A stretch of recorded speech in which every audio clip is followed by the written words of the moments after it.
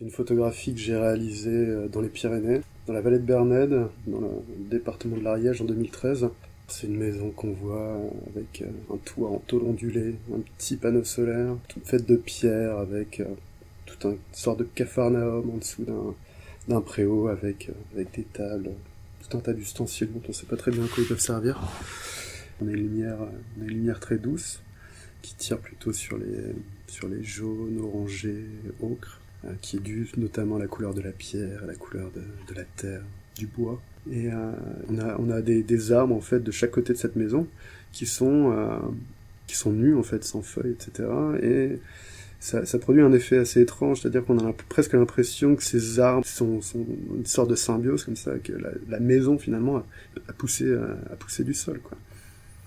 C'est une image qui est emblématique du projet. J'ai vécu à peu près 3 mois dans cette maison. Je l'ai photographiée une vingtaine de fois en fait. Et c'est aussi les gens, voilà, qui habitent ce lieu qui m'ont vraiment marqué, qui m'ont incité ou inspiré à continuer ce projet-là.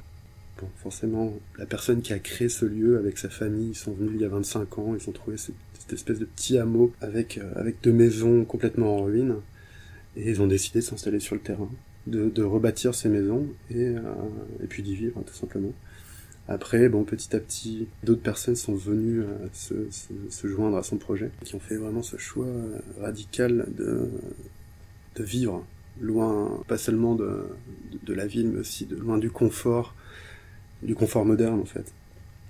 C'est un endroit où on peut apprendre à la fois beaucoup de choses, mais où aussi on peut prendre du recul sur soi, sur le monde, et puis via tous les gens qui viennent, qui partent, à la fois engager des réflexions, des discussions, et puis voilà, tout un tas de rencontres qui sont assez fortes.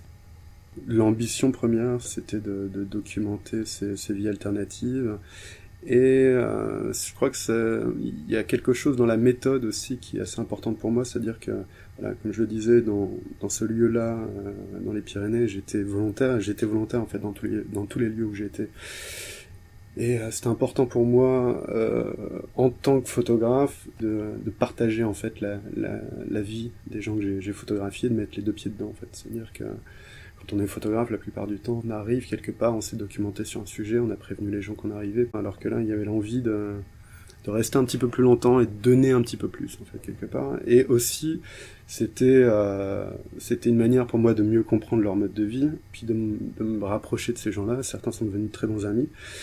Et c'était un moyen d'avoir des images aussi beaucoup plus intimes, qui pour moi rend ce travail peut-être un peu plus fort quelque part. On sent que c'est pas des images qui ont été faites en 2 semaines, et je pense que c'est ce qu'on a de plus précieux en tant que photographe, ou peu importe, c'est aussi le temps qu'on va accorder à son sujet, quoi.